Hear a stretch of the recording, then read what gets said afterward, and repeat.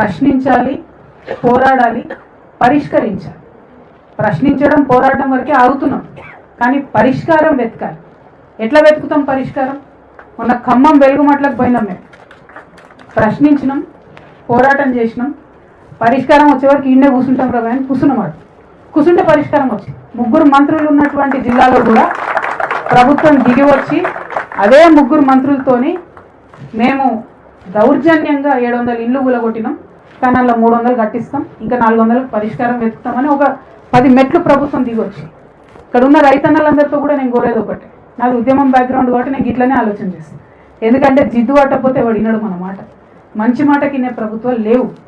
మంచి మాట కినే ప్రభుత్వాలు ఉంటే పోయిన ప్రభుత్వం, మళ్ళీ నేను భాగస్వామ్యం ఉన్న విషయం మీ అందరూ కూడా తెలుసు. పోయిన ప్రభుత్వం ఏం చెప్పింది? నిస్సిగ్గుగా ఒక ప్రకటన చేసింది, 13,500 ఎకరాలను మేము అక్వైర్ చేసినామని చెప్పింది. కానీ వాస్తవానికి 3,500 ఎకరాలు మన కందుకూరు మండలంలో అసైన్మెంట్ ల్యాండ్ తీసుకున్నారు. అట్లనే ఇంకొక మండలంలో యాచారంలో 6,500 ఎకరాలు అసైన్మెంట్ ల్యాండ్ తీసుకున్నారు. కానీ పట్టా ల్యాండ్ ఇయ్యమని తెగేసి చెప్పి రైతులు ఆనాడు కూడా, ఆనాడే కోర్టులకు పోయినారు, ఆనాడే స్టేలు వచ్చినాయి, అవార్డుల మీద స్టే వచ్చింది, డిక్లరేషన్ మీద స్టే వచ్చింది, నోటిఫికేషన్ మీద కూడా స్టే వచ్చింది. అయినా సరే రిపీటెడ్గా అబద్ధాలు ఏం చెప్పినాయి? ఆనాటి ప్రభుత్వం కూడా 13,500 ఎకరాలకు మేము ఫార్మాసిటీ పెడుతున్నామని చెప్పారు. ఇప్పుడు వీళ్ళు ఏం చెప్తున్నారు? ఇప్పుడు వీళ్ళు అదే అబద్ధం కొనసాగిస్తున్నారు. నిన్న మన వాళ్ళందరూ కలిసినారు, సరస్వతి గారిని, మన రైతన్నలందరూ. వాళ్ళు ఏం చెప్తున్నారంటే, సరే మనం అంటే ఫ్యూచర్లో నేను ఇట్లా ఉండదలుచుకోలేదు కాబట్టి చెప్తున్నా మీకు. ఏమంటున్నారంటే, అంతకుముందు బీఆర్ఎస్ పార్టీ కనీసం కోర్ట్ స్టే ఉందంటే రాకపోతుండే పొలంలోకి. ఇప్పుడేమో వీళ్ళు కోర్ట్ స్టే ఉందన్న బేఖాతా చేసి పొలంలోకి వస్తారు, గ్రీన్ ఫీల్డ్ హైవే వేసుకుంటూ పోతూనే ఉన్నారు. కావేరియాలలో గ్రీన్ ఫీల్డ్ హైవే మీద స్టే ఉందని చెప్తుంటే ఎల్ఎన్టీ కంపెనీ వాడు బాజాప్తా బలవంతం వచ్చి పనులు చేస్తుంది. అంటే ఒక దగ్గర మనం మౌనంగా ఉండిపోయినాం కాబట్టి ఇంకో దగ్గర ఇది జరుగుతుందనే విషయం అర్థమవుతుంది. నేను మాత్రం ఒక మాట మీ అందరితో చెప్పదలిచిన, ఆనాడు 13,000 ఎకరాలతో ప్రారంభమైనటువంటిది ఇవాళ 30,000 ఎకరాలు కూడా నేను అక్వైర్ చేస్తా అని చెప్పి ప్రభుత్వం చెప్పే ధైర్యం చేసుకున్నాను.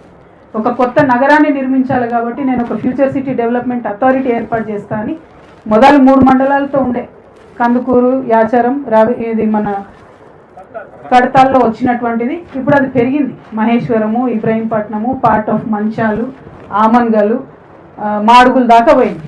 మొత్తం కలిపి 30,000 ఎకరాల భూమిని కూడా సేకరించాలనే ఉద్దేశం. ఓకే సరే సేకరిస్తాం, మీరు ఏదో డెవలప్మెంట్ చేస్తున్నారా అని అనుకుందాం ఒక మాట.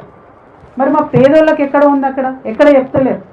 ఎక్కడన్నా కనీసం మీరు ఇక్కడ ఇల్లు కట్టుకోవచ్చు, మీకు ఇక్కడ స్కూల్ కడతాము, ఇక్కడ కమ్యూనిటీ కడతాము, కొన్ని మీరు ఉన్న కాడ మీరు ఉండండి, మిమ్మల్ని డిస్టర్బ్ చేయకుండా ఇంకో కార్యక్రమం చేస్తామని చెప్తలేరు. ఏం చెప్తున్నారు? తీసుకొని బిట్లు చేసి ఈ కంపెనీకి ఇన్ని వందల ఎకరాలు ఇస్తాము, ఆ కంపెనీకి అన్ని వందల ఎకరాలు ఇస్తామని చెప్తున్నారు. అందులో మన భాగస్వామ్యం ఏంది? ఎన్ని ఉద్యోగాలు ఇస్తారు అంటే లేదు. ఇందాక పెద్దలు బాబురావు గారు మాట్లాడినట్టున్నారు. వారు ఏమన్నారు? ఎంత పొల్యూషన్ అవుతుందని చెప్తలేరు. ఇంకా దారుణం ఏంటంటే, ఒకసారి మనందరం ఆలోచించాల్సింది, in the last 3 years 6 lakh crores MOUs చేసుకున్నాం మేమని చెప్పుకుంటూ వచ్చింది ఈ ప్రభుత్వం. అందుకని ఇక్కడ ఇంత ల్యాండ్ సేకరిస్తున్నామని చెప్పి 6 లక్షల కోట్ల MOUలు మనకు పెట్టుబడి వస్తుంది కాబట్టి సేకరించామని చెప్పారు. ఇంతవరకు ఒక్కటి కూడా ల్యాండ్ కాలేదు, ఇంతవరకు ఒక్క కంపెనీ కూడా ఓపెన్ కాలేదు. పైగా ఇక్కడ ఇప్పుడు మన భూములలో పెడతామన్నటువంటి వాటిలో డేటా సెంటర్స్ ఉన్నాయి. డేటా సెంటర్ యొక్క పొల్యూషన్ ఎఫెక్ట్ ఇంతవరకు ఎవరు స్టడీ చేయలేదు. సౌండ్ వచ్చి పిట్టలు కూడా ఉండలేని పరిస్థితి ఉంది డేటా సెంటర్లని అమెరికా లాంటి దేశాలలో చెప్పి డేటా సెంటర్లను మూవ్ చేస్తున్నారు జనావాసాలకు దూరంగా. ఇప్పుడు ఇక్కడ రంగారెడ్డి రైతులు ఇందాక మాట్లాడుకుంటూ చెప్తున్నారు, పాలు మొత్తం కంప్లీట్గా హైదరాబాద్ సిటీ అంతా వచ్చే పాలంతా కూడా ఇప్పుడు ఇదే ఫ్యూచర్ సిటీ డెవలప్మెంట్ ఏరియాలకి వెళ్ళి వస్తాయి. మనకెవరు ఉద్యోగం ఇవ్వలే కదా, మనమే పాలు పెంచుకుంటున్నాం, మనమే పాడిని పెంచుకుంటున్నాం, మనమే బతుకుతున్నాం. ఇప్పుడు వచ్చి ఉన్న బతుకు తెరువు తీసుకొని ఒక 8 లక్షలు ఇస్తాం నువ్వు అంటే ఏడుకోవాలి. అది కూడా ఆ 8 లక్షలు ఎన్ని రోజులు వస్తాయి?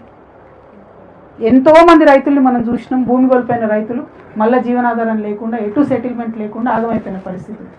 ఇవాళ మాత్రం ఈ రంగారెడ్డిలో పట్టా రైతులు ఎవరైతే ఉన్నారో వాళ్ళ జోలికి రావద్దని మాత్రం ప్రభుత్వాన్ని హెచ్చరిక చేస్తారు. ఎందుకంటే మీరు ముందే మాట ఇచ్చి జీవో 31 రద్దు చేస్తామన్నారు, కానీ కంప్లీట్గా నీతి మాలి 2 నెలల తర్వాత ఇమీడియట్గా కోర్టులో ఇదే గవర్నమెంట్, ఇదే కాంగ్రెస్ గవర్నమెంట్ ఏం చెప్తుందంటే, మేము జీవో 31 వెనక్కి తీసుకుంటలేము, యాజ్ ఇట్ ఈస్గా కొనసాగుతుంది ఫార్మసిటీ అని చెప్తున్నారు.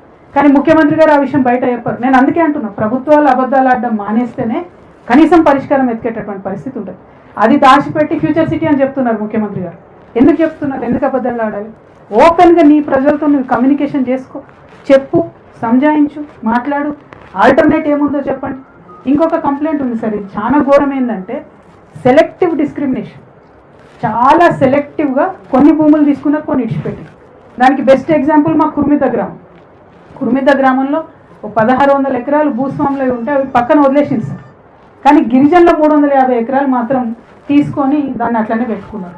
సో ఖచ్చితంగా ఆ కుర్మిద్ద గ్రామంలో ఎవరైతే గిరిజనులు 58 రోజుల నుంచి దీక్ష శిబిరాలు నడుపుతూ ఉన్నారో వారికి ఖచ్చితంగా తెలంగాణ రక్షణ సేన మద్దతుగా ఉంటుందని చెప్పి నేను తెలియజేస్తూ ఉన్నాను. అవసరం సందర్భాన్ని బట్టి అక్కడికి కూడా రావడం జరుగుతుంది. కానీ నేను ఎక్కడికి వస్తా అన్నది కాదు, ఈ పోరాటం తొందరగా ముగియాలి, ప్రభుత్వం దిగి రావాలి, పట్టా భూముల జోలికి రావద్దు అనేది మాత్రం ఒక బలమైన స్టాండ్గా తీసుకుంటాను. నేను ఒకటే చెప్తున్నా, నా స్టాండ్ ఒకటే, ప్రశ్నించాలి, పోరాడాలి, పరిష్కరించాలి. మరి పరిష్కారానికి ఏం చేద్దామో చెప్పండి. అందరం పోయి ఆడనే భూములలో కూర్చుందామా? అందరం పోయి ముఖ్యమంత్రి ఇంట్లో కూర్చుందామా? అందరం పోయి సెక్రటేరియట్ దగ్గర కూర్చుందామా? మీరు చెప్పండి.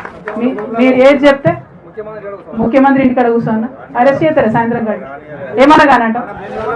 మన భూములలో మనం కూర్చుందామా? మన పొలాల్లో మనం కూర్చుందామా? అంతేనా? పోయి ఆడ కూర్చున్నామంటే ఆడనే కూర్చున్నాయిగా పరిష్కారం అయ్యేంత వరకు. అట్లాంటి పోరాట రూపానికి మీరు సిద్ధమైతే మీతో పాటు కలిసి మీ అడుగులు అడుగేసిన వాడానికి ఒక సోదరిగా నేను రెడీగా ఉన్నా. ఎందుకంటే ఇవి మొండి ప్రభుత్వాలు, అంటే మనం మొండిగా ఉండాలన్న విషయాన్ని దయచేసి గుర్తించి పోరాట రూపాన్ని డిజైన్ చేయాలి. ఎందుకంటే మనం ఎన్ని మాట్లాడుకున్నా, ఎన్ని చెప్పినా, మా రవణ లాంటి వాళ్ళు పాపం వాళ్ళ మేధస్సంతా కరగ తీసుకొని ఇంతమందిని జమ చేసినా కూడా పరిష్కారం 2.5 ఏళ్ళు దొరుకుతలేదు. కాబట్టి ఇక పోరాటమే శరణ్యం. నేను మాత్రం ఒక అడుగు ముందేయడానికి సిద్ధంగా ఉన్నా. నాతో పాటు ఇక్కడ విశారణ లేరు, కానీ అన్న కూడా సిద్ధంగా ఉంటారు, వస్తున్నారట. అచ్చా సార్, తన మాట తనే చెప్తారైతే. కాకపోతే నేను మిమ్మల్ని కూడా రిక్వెస్ట్ చేస్తున్నా అండి, మీరు పిలిచేటటువంటి పార్టీలందరినీ కూడా రేపు పొద్దున్న జవాబుదారి చేయండి దయచేసి. నాతో పాటు నేను అనేక మార్లు చెప్పిన, నేను ఆ పార్టీలో ఉన్నప్పుడు అనేక తప్పుడు నిర్ణయాలు జరిగినాయి, దాంట్లో భాగస్వామిగా ఉన్నాను. రైతన్నలకు నష్టం జరిగింది, తెలంగాణ ఉద్యమకారులకు నష్టం జరిగింది. కానీ ఆ నష్టాన్ని పూరించుకొని ముందుకు పోవాలనేటటువంటి ఆలోచనతో నేను ముందుకు వస్తూ ఉన్నా.